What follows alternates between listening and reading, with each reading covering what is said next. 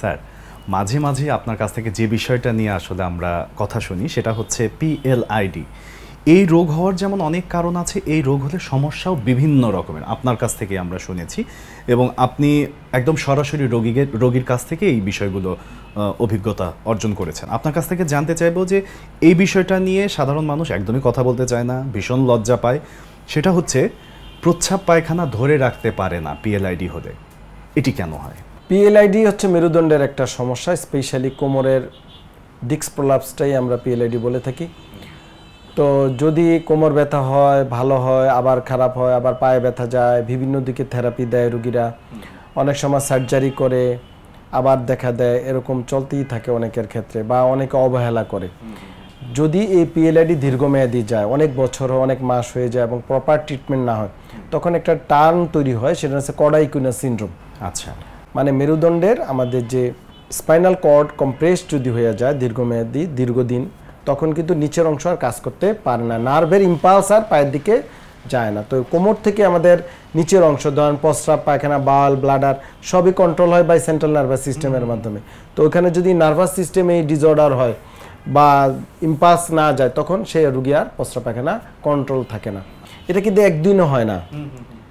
মানে যখন রুগী ওই যে মানে প্রপার ট্রিটমেন্ট করে না, ডাক্তার কাছে যায় না, বা ভুল থেরাপি দেয় বিভিন্ন জায়গায়, আমি প্রায় রুগী পাই যে ম্যানিপুলেট করেছে, বা বিভিন্ন কাইরোপ্র্যাকটিস অনেকে করে, অনেকের ডিগ্রি নাই, ভুল কাইরোপ্র্যাকটিসের কাছে গেল বা ম্যানুয়াল থেরাপি দিতে গিয়ে রুগীর আরও কডাইকুইনা সিনড্রোম তৈরি করে আমাদের কাছে আসে।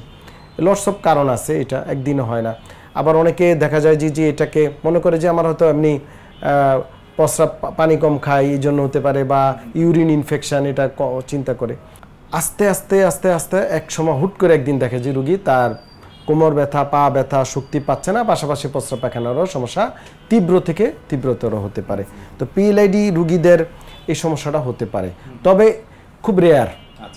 মানে এটা ভয় পাওয়ার কোনো কারণ নেই যে পিএলআইডি হয়ে গেলেই আপনার কডাইকুইনা বা প্রস্রাব পায়খানার ইনকন্টিনেন্সি ধরে রাখতে পারবে না, ব্যাপারটা তা না। বাট এটা কনসিকুয়েন্স, মানে আপনি অবহেলা করে এটা হতে পারে, তবে এই কেসগুলো খুবই কম, আমরা নিয়মিত কিন্তু পাই না, খুব রেয়ার কেস। মাঝে মাঝে দু একটা রুগী আসে, আর এটা ভয় পাওয়ারও কোনো কারণে যদি হয়েও যায়, এটা ট্রিটমেন্ট করা সম্ভব। এবং অনেক ক্ষেত্রে হয়তো পিএলআইডির যে কম্প্রেশনটা থাকে সেটাকে সার্জারির মাধ্যমে রিলিজ করে দেন আপনাকে আধুনিক রিহ্যাব ফিজিও চিকিৎসা করলে, এবং অনেক সময় হাসপাতালে কিছুদিন থাকতে হয় বা এসে গিয়ে করলেও ওইটাও কিন্তু রিকভারি করা সম্ভব। স্যার, অনেক সময় দেখা যায়, ইভেন আমাদের পরিবারেও হয়তো বা দেখা যায়, কেউ কেউ আছে যে কোনো একটা সমস্যা হয়েছে, সমস্যাটা সঠিক কারণটা না জেনে হুট করে সে তার মতো করে একটা ভাবছে বা সেই দিকে আগাচ্ছে, সেইভাবে ঔষধ খাচ্ছে, নিজেই নিজের ডাক্তার হচ্ছে। এই বিষয়টাকে আপনি কিভাবে দেখেন? এটা আমি বলবো অনেক সময় অপ্রতুলতা থাকতে পারে, ধরেন চিকিৎসক নাই বা আর্থিক সমস্যা থাকতে পারে, সেটা এনাদার কথা। কিন্তু কারো যদি এই জাতীয় সমস্যা নাই, কিন্তু সে যদি অবহেলা করে, এটা আসলে ঠিক না।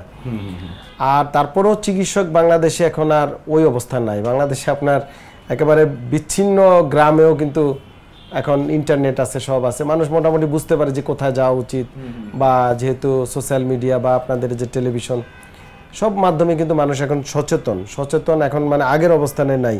তাহলে আমার মনে হয় এখানে অসচেতনতাটাই মূলত দায়ী, নিজেদের থেকে করতে হবে। আর অনেক সময় ধরেন আপনি বুঝলেন না, অনেক সময় মানুষের জ্ঞান বুদ্ধি কম থাকতে পারে, কিন্তু যারা আত্মীয় স্বজন আছে, বন্ধু বান্ধব বা ছেলে মেয়ে, বাবা ভাই বোন, এদেরও তো এটা দায়িত্ব থাকে। ওইখান থেকে আমাদেরকে সবাইকে সচেতন হতে হবে। একদমই স্যার, খুব সুন্দর কথা বলেছেন, অনেক ধন্যবাদ স্যার। আপনাকে অনেক ধন্যবাদ, নাগরিক টেলিভিশনকে অসংখ্য ধন্যবাদ।